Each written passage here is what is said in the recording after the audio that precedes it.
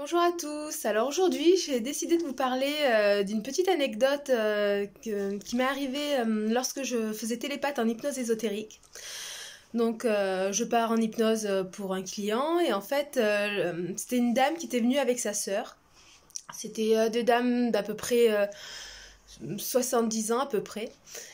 Et donc, on voyait vraiment qu'il y en avait une qui avait tout réussi dans la vie et l'autre, c'était l'inverse. Sa vie, ça avait été une déchéance de ses propres dires. Elle n'a jamais eu de chance. En fait, c'est comme si l'une avait tout eu et l'autre avait fait mauvaise pioche et toute sa vie avait été misère sur misère, problème sur problème et compagnie.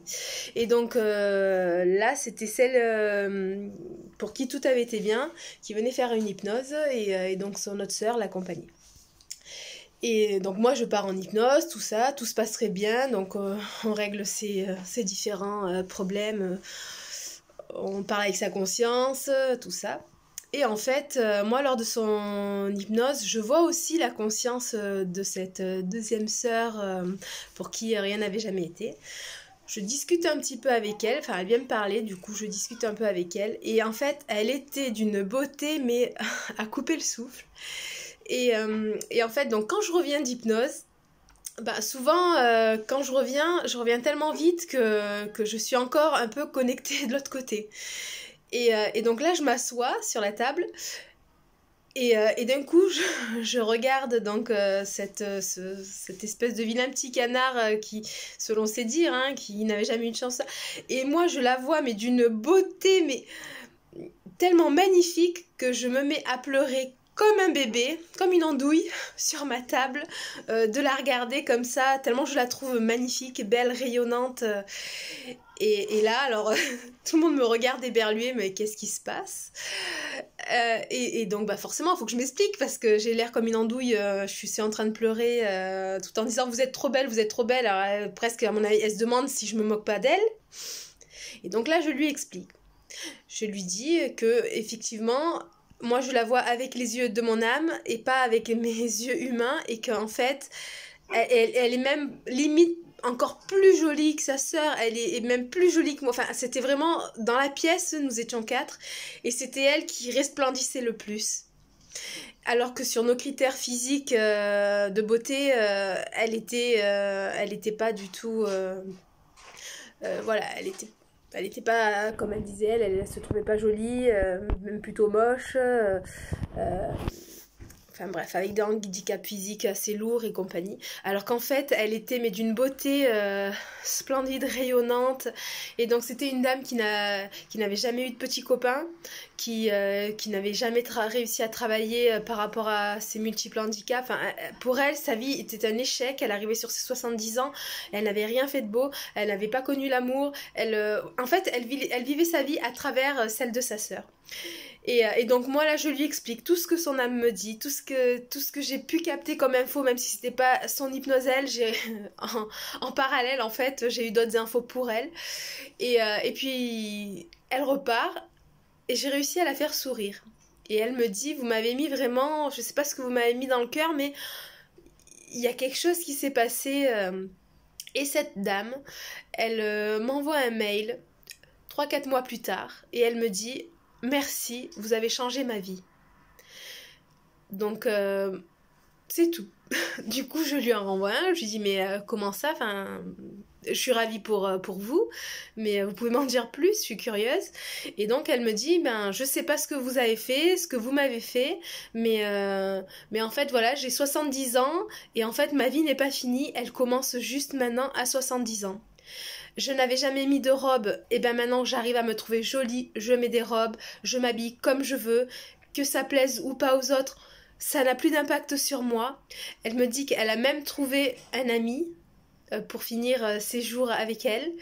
Elle sort alors qu'elle était prostrée, elle vivait sa vie par procuration à travers sa sœur, elle ne sortait plus, elle était enfermée.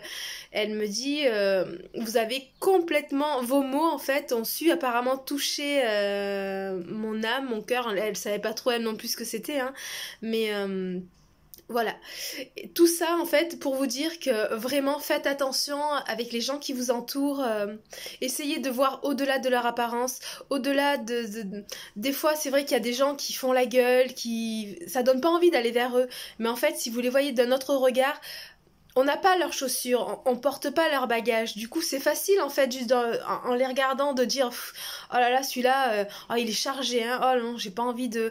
Mais en fait...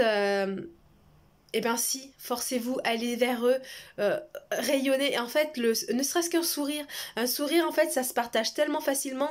Le sourire, ça peut être une vraie épidémie, hein. Le sourire, moi, je sais qu'un jour, j'étais dans ma voiture, j'avais pas trop le moral, et en fait, d'un coup, je vois un gars passer avec un sourire, mais gigantesque. Il marchait tout seul dans la rue comme ça, mais avec un gigantesque sourire, mais tellement énorme qui m'a mis la banane quoi, et du coup son sourire a été contagieux sur moi et j'ai passé ma journée à sourire et les gens me disaient mais qu'est-ce que t'as à sourire comme ça bêtement, parce que c'était pas le petit sourire, c'était vraiment le sourire, je sais pas pourquoi mais je souris, et en fait ça a été hyper contagieux, et ce gars-là il en a même pas conscience, mais il m'a touché moi, il a dû en toucher autant peut-être d'autres. Et puis moi, j'en ai touché d'autres. Et en fait, ça a fait un effet boule de neige. Donc vraiment, voilà. C'était cette petite vidéo pour vous dire que osez aller vers les autres, osez leur sourire, essayez de voir ce qu'il y a de beau en eux en fait.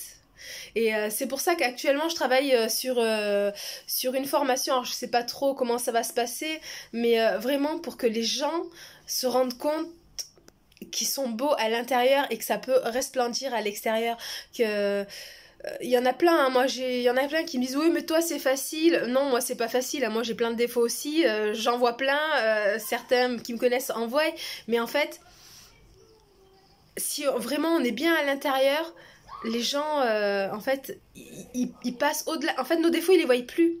Moi je veux dire, quand j'ai fait mon burn-out j'ai pris 60 kilos, quand je dis à certains de mes amis tu te rends compte 60 kilos c'est énorme, ils m'ont regardé en me disant mais t'as pris 60 kilos, mais c'est pas possible, 60 kilos c'est le double, enfin oui t'avais un peu grossi mais 60 kilos quand même.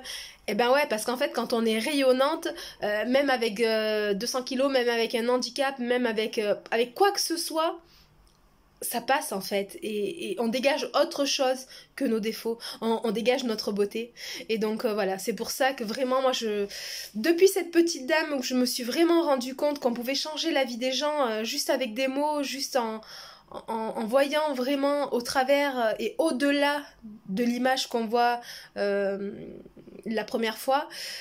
Du coup voilà, je me donne un peu comme une mission vraiment je pense qu'on mérite tous ça, tous de nous voir tels que nous sommes vraiment à l'intérieur, au-delà de l'aspect physique, au-delà de nos problèmes, au-delà de nos charges, au-delà de la noirceur qui peut nous entourer. En fait, on a une étincelle à l'intérieur et je veux que cette étincelle pour tous, elle puisse surgir et rayonner autour d'eux. Donc voilà, c'était une petite vidéo sur mon état et du jour. Voilà, je vous embrasse tous, à bientôt.